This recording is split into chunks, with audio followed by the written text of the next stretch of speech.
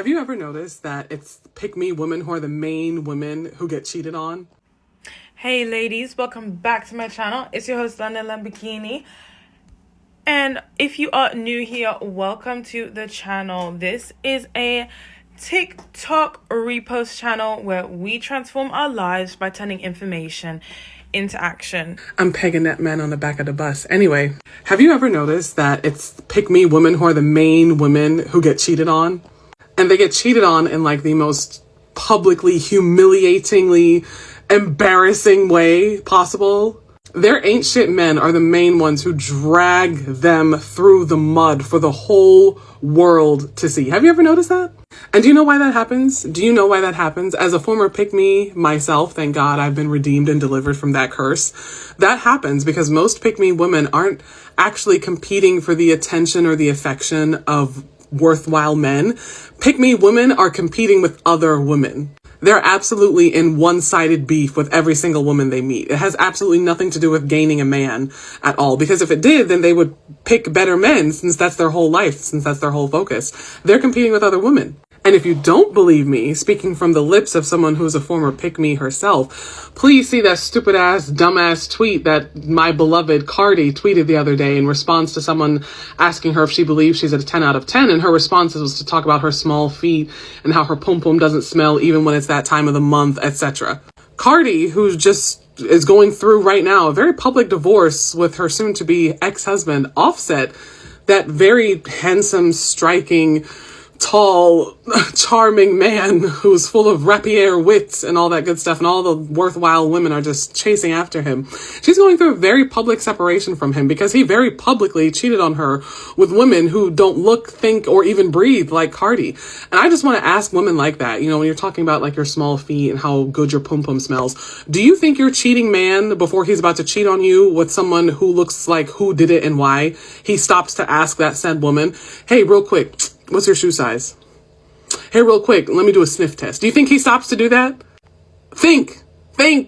And see, this is where me and a lot of women separate, because I recognize that most women are actually very afraid to examine themselves and to look at the woman in the mirror and ask her why. Why do I have this deep driving need for a romantic connection with a man who mistreats me and who harms me and embarrasses me despite all of the love that I give him? Why do I sit here and put up with that?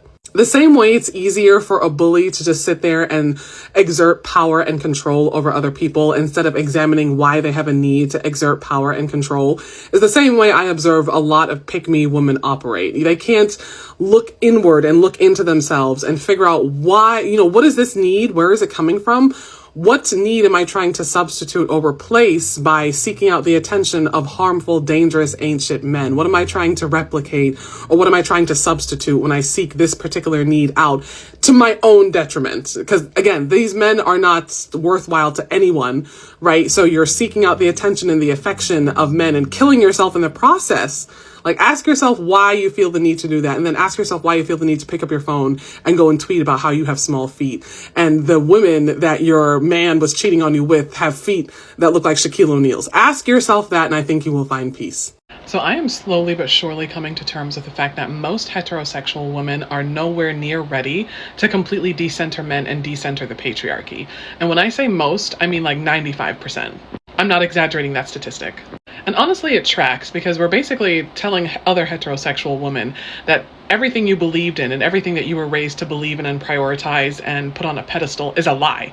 Basically, everything that you were raised on in terms of the fairy tales that you were told and the Disney movies you watched and your own personal desire to be in a romantic relationship with a man, or your own personal desire to pursue motherhood or pursue love or whatever, all of that is a lie. You should set that aside and do this other thing instead that's infinitely harder and that you'll likely ultimately end up doing by yourself. Because as I've mentioned in prior videos, heterosexual women, as they age, tend to become pick-me's, especially when they start off being very staunch feminist and womanist, and then they look around when you're a certain age and it's just you on an island, all your friends, homies, girlfriends, etc.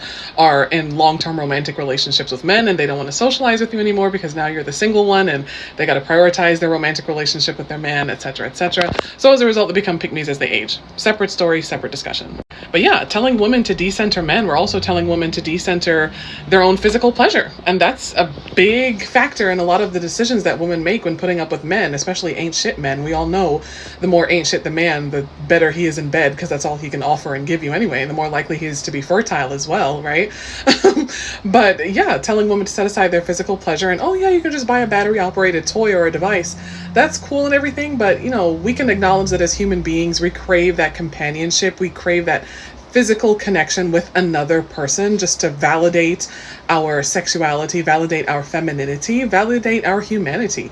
It's natural, and I'm beginning to accept that while it may be easier for some of us women, maybe us more neurodivergent women, to fully commit to this lifetime practice of decentering men and decentering the patriarchy, for most of our sisters, that is absolutely not the case. It really also makes sense when you look at the ways in which we are socialized. Look at the ways in which we are basically trained to center the patriarchy, to center men in every single decision that we make. It bleeds over into every aspect, every part of our culture and our society, even here in the liberal West, where we have freedoms and rights and things like that, right? Think about the stories we grew up on. Think about the Disney fairy tales we grew up watching. Think about the way all of our institutions, our systems, our structures are built around patriarchal standards and patriarchal ideals. And we're essentially asking ourselves as heterosexual women to do the very difficult but necessary work of decentering that, and then rebuilding your life from scratch, basically, because that's what you're doing when you're decentering men as a heterosexual woman, is rebuilding your entire life, your feelings, your emotions, your hobbies, your career, your reproductive decisions, your friend group, your familial connections. That's a big ask, and I understand that for some it's easier to commit to that ask over time than others, and I understand that maybe I'm one of those folks who it's easier to do that committing to, but I don't know. Nothing good that is worth having is really ever really easy to commit to, honestly. Any right or privilege that we have here in 21st century America is something that a group of people had to fight for and had to work on decentering the existing standard or decentering the existing system in order to achieve the better future and achieve the better life. Please see the civil rights movement, right? But I think it can be done. It just takes collective hand-in-hand effort. Because what I'm observing, using myself as an example, what I'm observing now that I'm in my early 30s is that I look around and I feel like I'm on an island sometimes in terms of like who my friends are. My best friend is my mom, which as it always should be. But, I can't even find like other family members who are willing to think the way that I think and believe the way that I do. Even when I'm have my little hobbies and things like that. And when I'm pursuing my career, when I'm having these conversations with girlfriends who are partnered, they're in a completely different headspace because their priorities are completely different from mine. Of course, the conversation always circles back to, well, what's your love life like? And when I say I'm not really prioritizing my love life, I'm prioritizing getting this money and advancing my career and getting these accolades and acquiring property, then it's, oh, well, then you don't get a call back, and then you're not invited out to places anymore and things like that.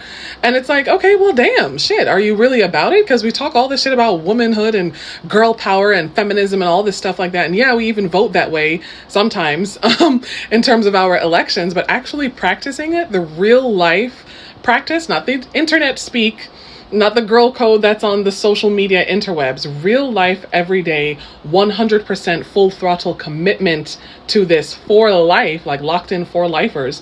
Most heterosexual women are not ready to make that commitment. And I am beginning to understand and accept that.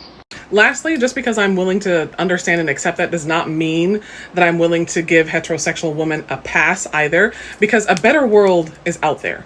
A better world and total and complete liberation for women everywhere is out there. It's within our sight. It's within our reach.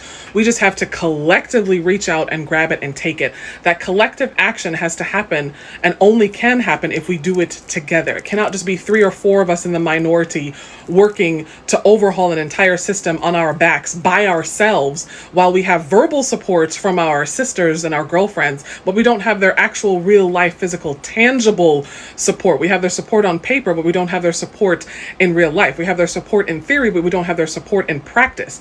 That's where me and some other heterosexual women, that's where we part ways. And that's okay. I'll be over here doing my thing. And while I'm fighting for my rights and you are also getting rights as well as a result of my fight that you're not actively helping or contributing to, That's fine. And I'll still be the girlfriend who you can complain to your ain't shit man about, I guess, because you're going to stay and put up with him. And I'm still going to be the girlfriend who tells you to leave his ass. And I'll still be the support system, and I'll still be your free emotional and mental labor and your advice giver and shit like that, because my priorities are completely different. That's fine. But please understand that I clock it, and that I'm watching all of you heterosexual women who talk this game on social media, but who are not at all willing to commit to this in real life. I'm watching. I see you. I see you. If you're a girly pop entering your late 20s and entering into your 30s and whatnot, and you notice that your social circle, amongst your girly pop friends is beginning to shrink, inexplicably so, please understand that some of the people in your social circle may be developing into pick-me's as they age, and as a result, they will not invite you out to certain social events or outings for fear that you will be competition for them in attracting men. Sometimes women who are the most fiery, most fierce, man-hating feminists in their youth will become the fiercest, most ardent pick-me's as they age, because it's difficult to overcome millennia of social conditioning, And social conditioning preaches to cisgender heterosexual women that our ultimate goal in life is attracting a male partner. We are nothing if we do not have a man at our side. So as women age, all of the feminism and the womanism and the misandry that we proudly adhere to and spout becomes harder and harder to abide by. And that's just natural. That's just a byproduct of internalized misogyny. But some women don't fight it as hard and instead succumb to becoming pick-me's. This is especially true if you are the kind of girly pop who, when you're invited out somewhere, you really know how to put yourself together in terms of looks. You have a really great eye for fashion, for taste. You have a warm, engaging personality. You're funny. You're charismatic. You're accomplished or successful in some regard. All of those things to a developing, slowly evolving pick-misha are things that make you competition for attracting men that they want to attract.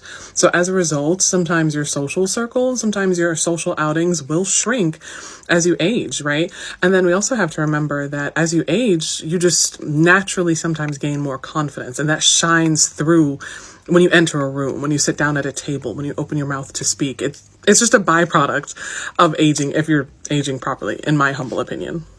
And before any of the dry pom-pom slowly morphing pick-mishas break their ankles running to my comments with this is how all y'all females sound. Y'all sound like the pick-me's because you're just saying that just because you got looks, that means everybody jealous of you or something. What if I'm right? What if that's exactly what I'm saying? What are you going to do? Jump through the phone and fight me? If you do, I'll press charges. 1, 2, I'll just block you. And 3, I'll still be right. If the shoe fits, then wear it. Only hit dogs holler. If what I'm saying makes you feel that way and makes you have such a visceral reaction, then you need to unpack that.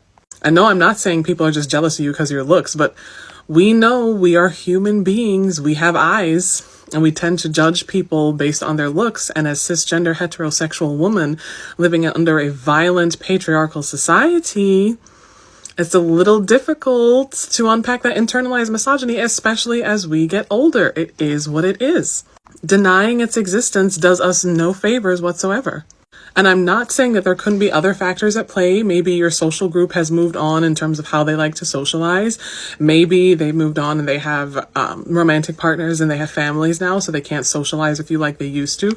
There could be a bunch of other factors at play. I'm not here to discuss those factors. Don't be obtuse and try to bring and introduce entirely new elements to this argument that I'm making. Fuck you, and listen to what I'm saying. Okay? Also, I'm sorry. I really love being a gingerhead. I really love being a carrot top. I will never not enjoy this iteration of myself being a carrot top. I can't get enough of myself looking like this. I will elaborate more on this topic in the newest episode of my podcast, Alexandra Unfiltered, that debuts this Thursday, November 7th at 8 p.m. Eastern on Spotify, Amazon Music, and iHeartRadio. The subject of the podcast episode this week will be the myth of the good woman. And part and parcel of being defined as a good woman in modern day patriarchal society is definitely being a pick-me. So we see this as we age as women, cisgender heterosexual women specifically, that in order to be picked by a man, we have to morph ourselves into what it means to be a good woman. And being a good woman means being a pick-me in every sense of the word. Hence, our social circles diminish and alter as we age, and it has nothing to do with our own behavior and everything to do with the constraints of society kind of restricting us and forcing themselves on us as women as we age. They want us to be defeated by the patriarchy. They want us to just give up and give in and throw our hands up and say, well, the feminism and the misandry was cool and fun when I was young, but I need a man now. So all that stuff was cute when I was in my 20s, but I need somebody to lay up with at night. That's what the society wants. That's what the patriarchal system and institution wants. But we can fight it together because we're hot. Thank you for staying until the end of the video.